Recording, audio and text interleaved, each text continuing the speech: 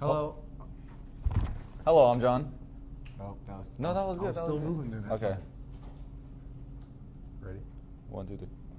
I'm Tori. I'm John. And I'm Jordan. Welcome to Carver. Welcome to Carver Hub. Today we got a couple of segments to talk about. Segments. First off, we got volleyball with Dima right here. Okay, so this is George. How you doing? So can you tell us a little about volleyball?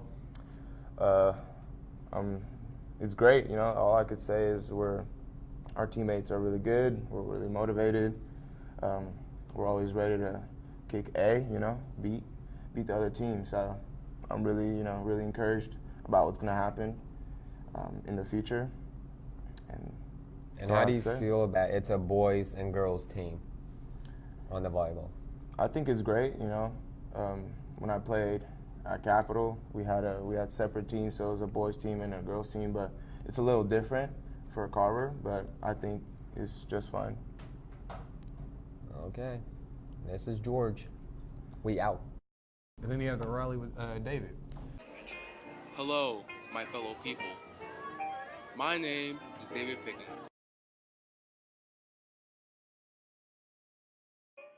Here at the rally, we express happiness, joy, teamwork, overall enjoyment of each other, and overall just a fun time for all of you people.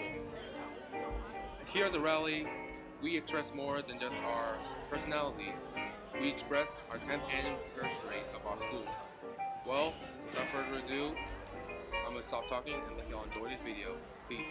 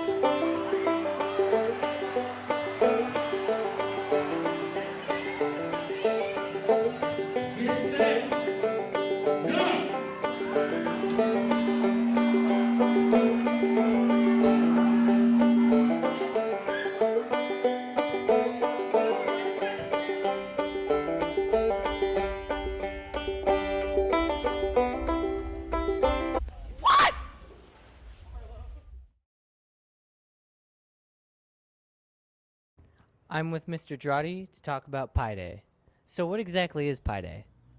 Pi Day is March 14th. It's Pi Day because pi is 3.14 and March 14th is 314. Okay, how do you usually celebrate Pi Day? We usually eat pie. In pre-calc class, a lot of times we describe how big of a slice of pie we want using radian measure, so get it a little mathier. That's cool. So what's your favorite kind of pie? Blueberry. Are there any student favorites? It's different from year to year, so not in particular. Cool. Well, that's Pi Day. Now we have why is Carver? Why is Carver a good school to go to?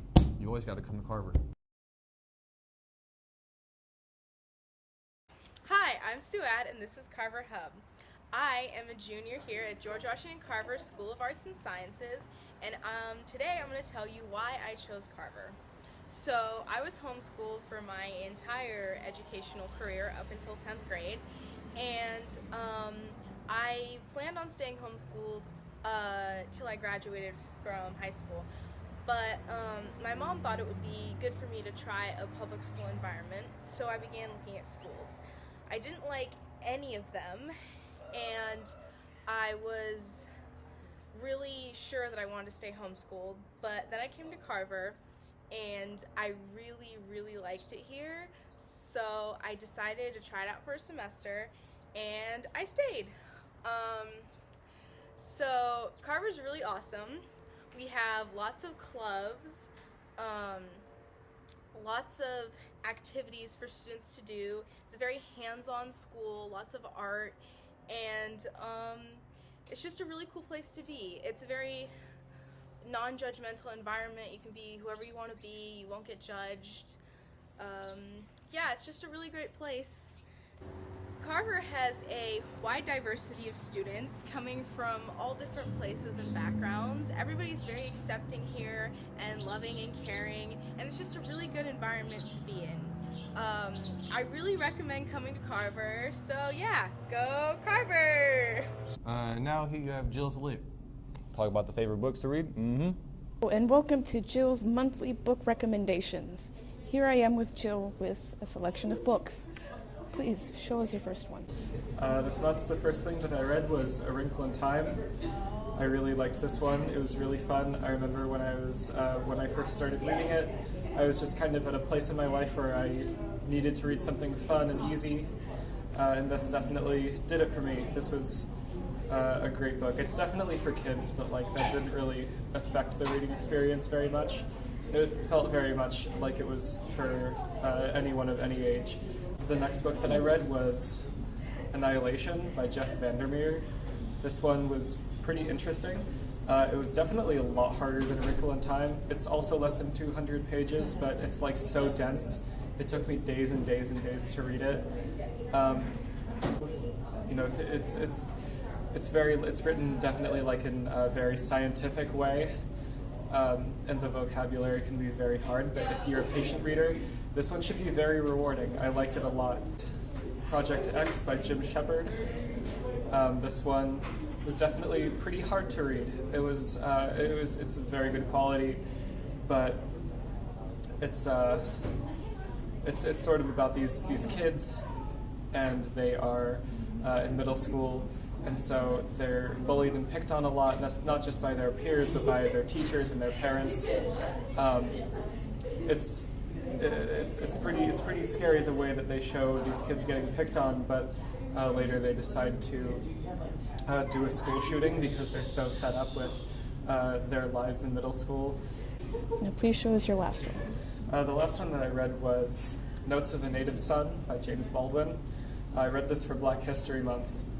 This one also is very interesting, but in definitely a different way than the other three. This one is about, it's a collection of essays that go through and talk about the lives and the relationships between people in the United States that are African American and people that are white. It really was pretty eye-opening. It's pretty relevant today. Like a lot of the things that they talk about, I remember thinking like, wow, I see that, every day. He wrote about the 1940s, but it still was very eye-opening as to what's going on today. He's really pessimistic, which was funny. It gets to the point where like, it's this whole thing is like him just yelling everything sucks, but overall it's so well written. It totally makes up for it. It totally makes up for it being like a total downer. Thank you for watching Jill's monthly book recommendations. Thanks. See you soon. Now we got St. Baldrick's Day, where a couple people shaved off their heads,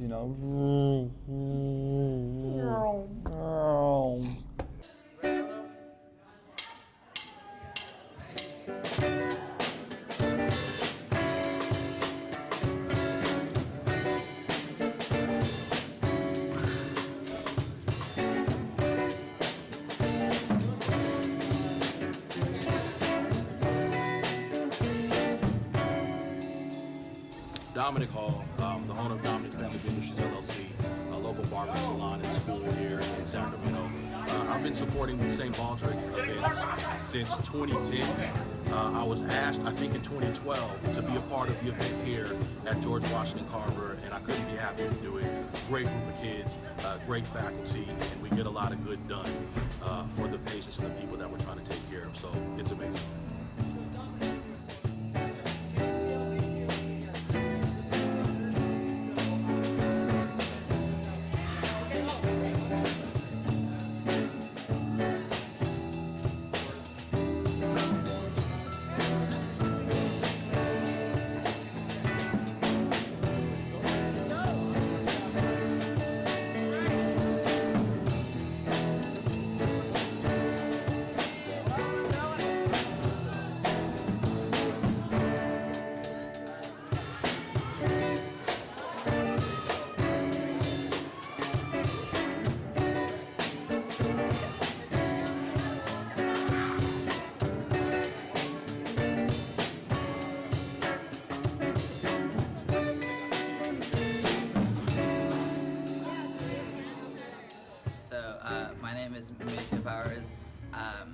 I am the student body vice president here, and I don't actually really know why I decided to start doing this event.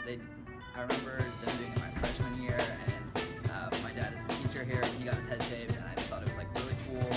And the fact that they raise this money and give it to childhood cancer, which is something I didn't even know about before he shaved his head, and I thought it was like really important because like obviously I was an example of someone who knew nothing about it before an event like this happened, and it didn't happen last year, and I just thought like it was something that needed to happen this year, so I just decided to get behind it and try to organize it all.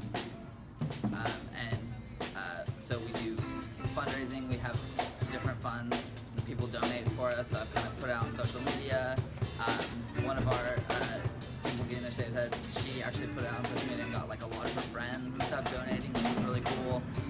So we've raised about $800 between 6 people, which I think is pretty good, especially for the first year coming back and doing this kind of new thing for us. And so not a lot of people knew about it, so I think we've done really well for the first time doing it.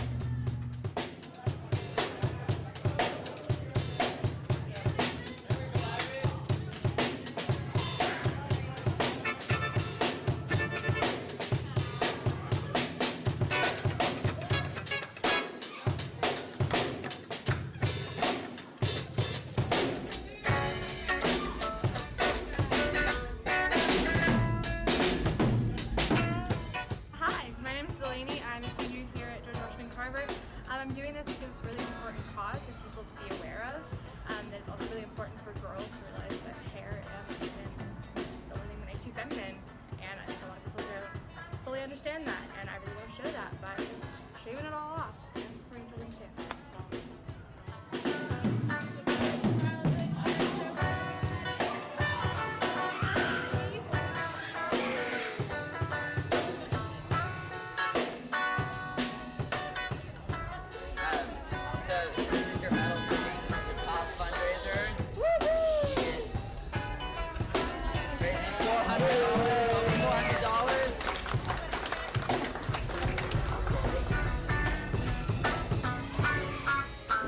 Then you got the walkout, you know, sorry to the people that lost their lives, blessings to your family. 17 minutes of silence for you guys.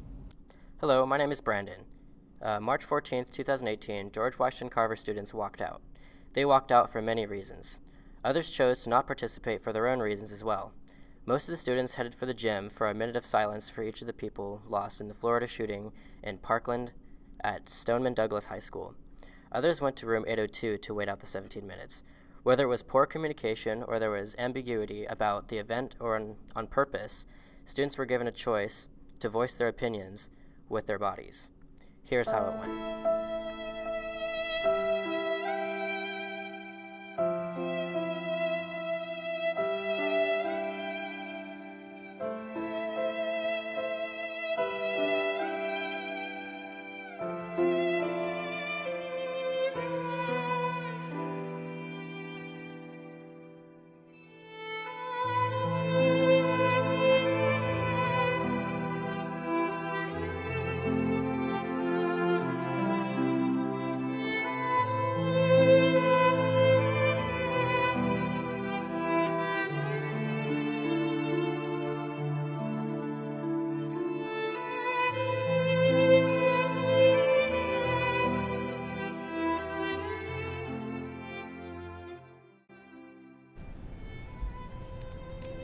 Carmen Shentrup was 16. She was a National Merit Scholarship finalist. She passed all of her classes. She was a very well student. She was always friendly and always smiling, and she loved playing the piano. She picked the good songs, and she played them well.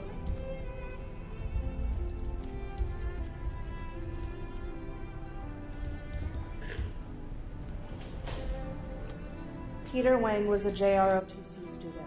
The day of the massacre, he held the door open for his peers instead of saving himself. He was 15.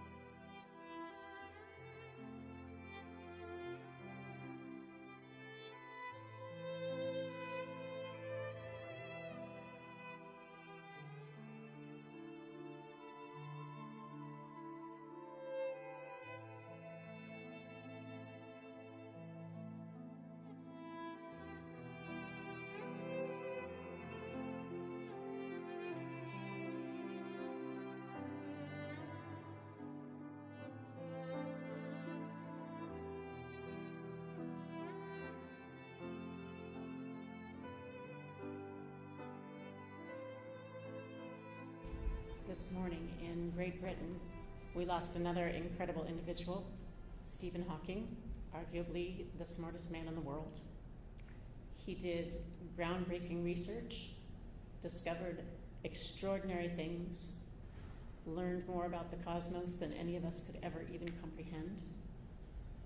He did it all against great adversity from a wheelchair, where his only means of communication was his index finger and the batting of his eyelashes. With all of this extraordinary research and intelligence and philosophy, here are his words. It would not be much of a universe if it wasn't home to the people you love.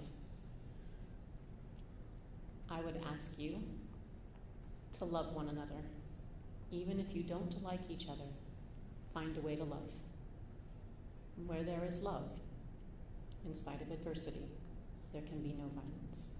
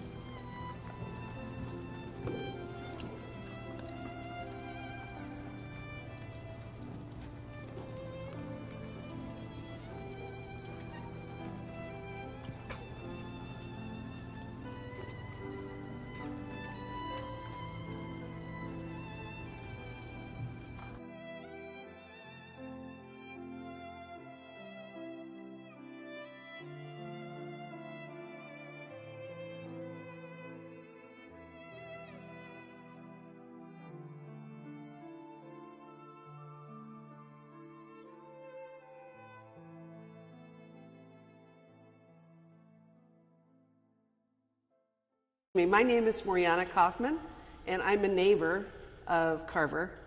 I live over at the Quail Point Apartments. Why did you come to this?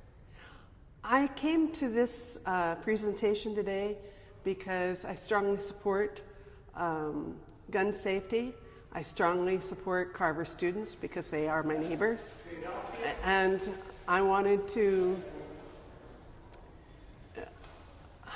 just participate in the presentation, be here, and affirm that there are neighbors and there are adults who want to protect students. Are there any changes that you want to happen with gun violence at school? I'm sorry, with gun? Yeah, with gun control at schools. I think there's a great many things that need to happen. The priority, I think, is to reinstall the automatic weapons ban. And also, there are a great many different proposals out there that need to be addressed and hopefully passed.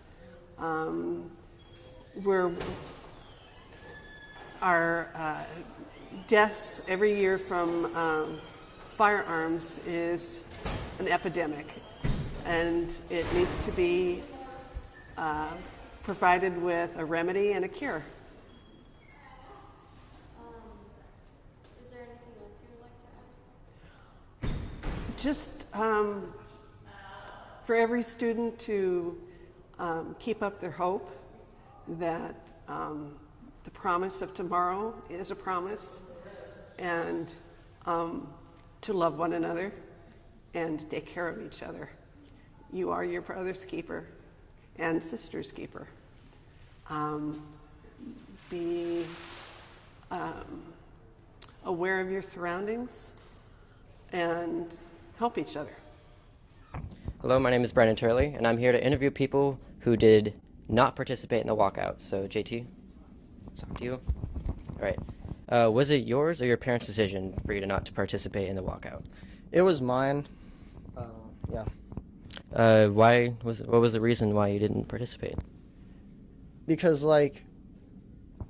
it's all about gun control and guns are bad, wah wah. Okay, well actually that was bad.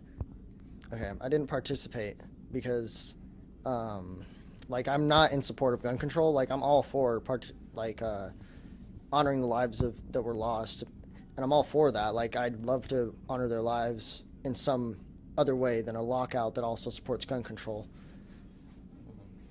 Like there's fair ways, I think, of like controlling guns and stuff, but like people are going bonkers. Okay. Is that all your reasons why? Yeah, pretty much. Like it just supports something. There are two things that it's for, and I only support one of them. Okay. Cool. Thank you. All right.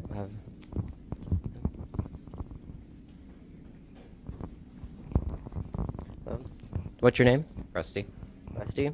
Was it yours or your parents' decision to not participate in the walkout? It was mine. Why?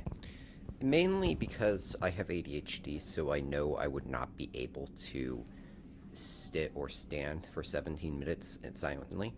So I'd be moving around and I would disturb the peace.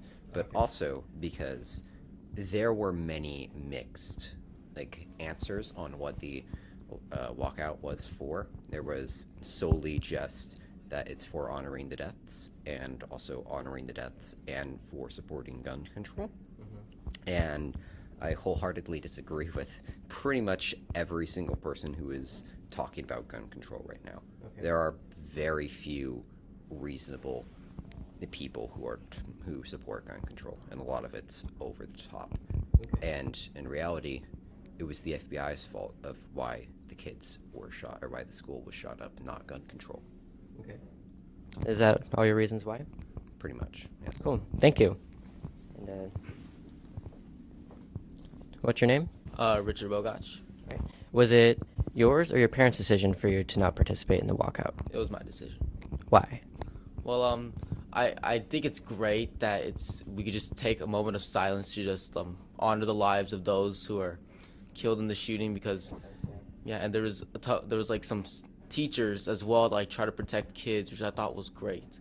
But I do not support the radical way of them thinking we need gun control immediately, because I don't support it. That what they're trying to do is crazy. They're doing some workarounds to try to ban all guns, even though they're only claiming assault style weapons, and that's it. Cool. Thank you.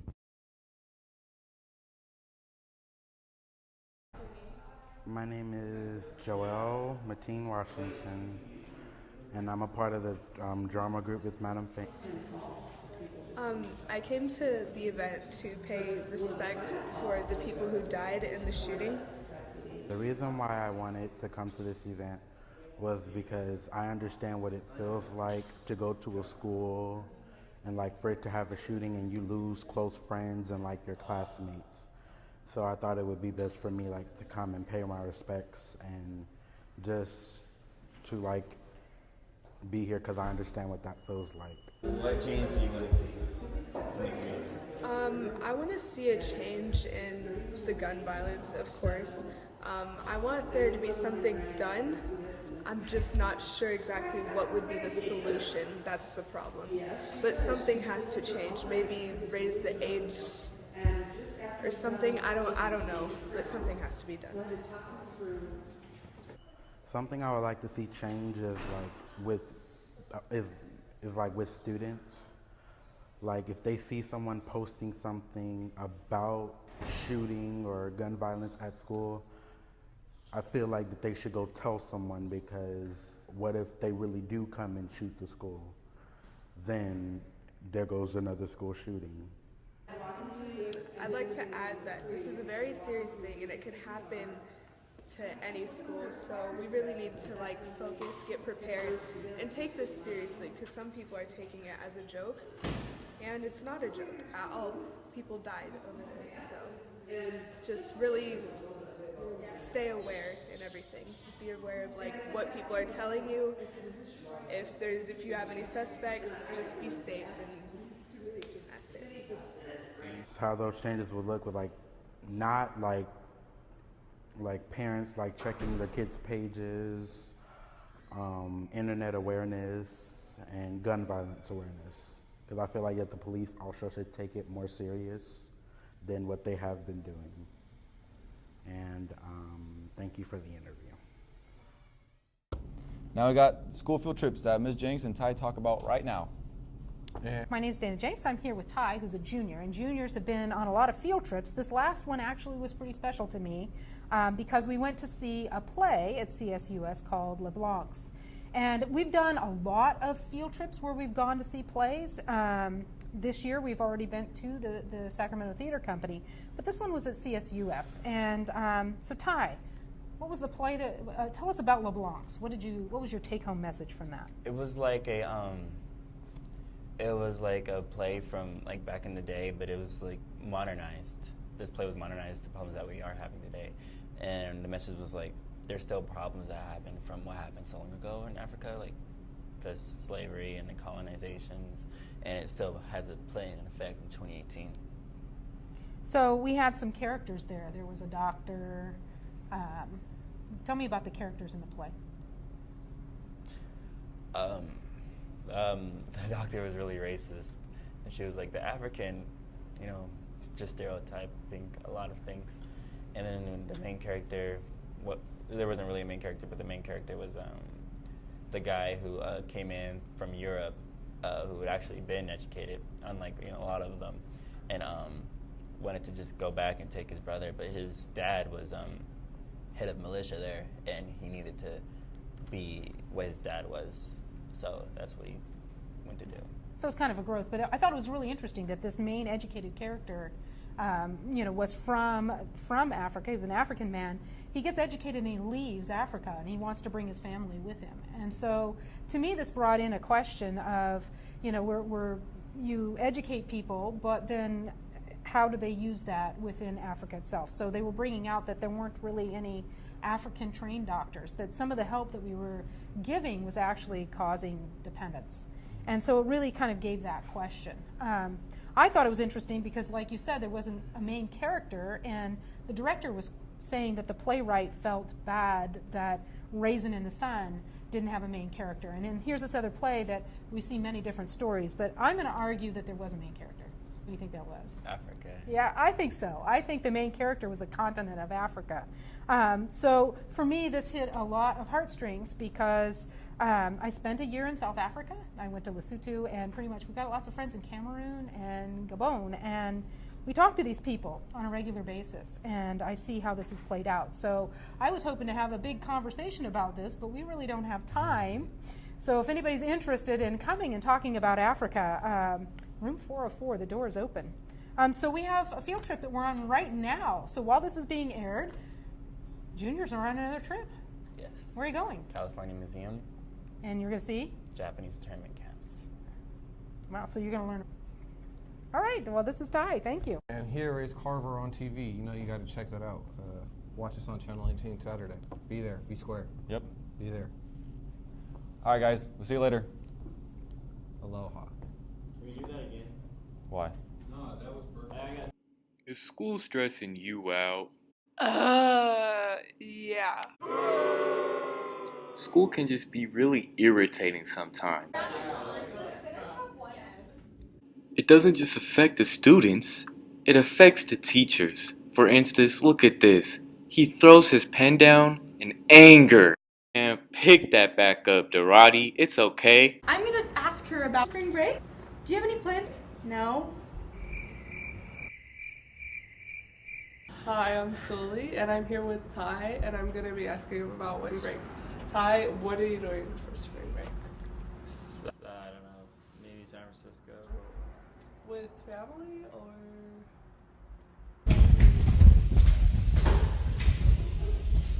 Do on spring break. Go to Six Flags or something? Awesome. For spring break, I'm probably just gonna hang out with my friends and chill, maybe hang out with my little boo-boo or whatever, and eat some good food and chill, cause school be stressing me out, I'm probably just gonna chill and relax, cause school be stressful, we got homework over break. I'm just gonna take the time to relax and chillax and just relax, chillax, and I'm just finna eat, maybe hang out with my baby boo-boo or whatever, just enjoy myself. Yeah. Hi, I'm here with Cypress.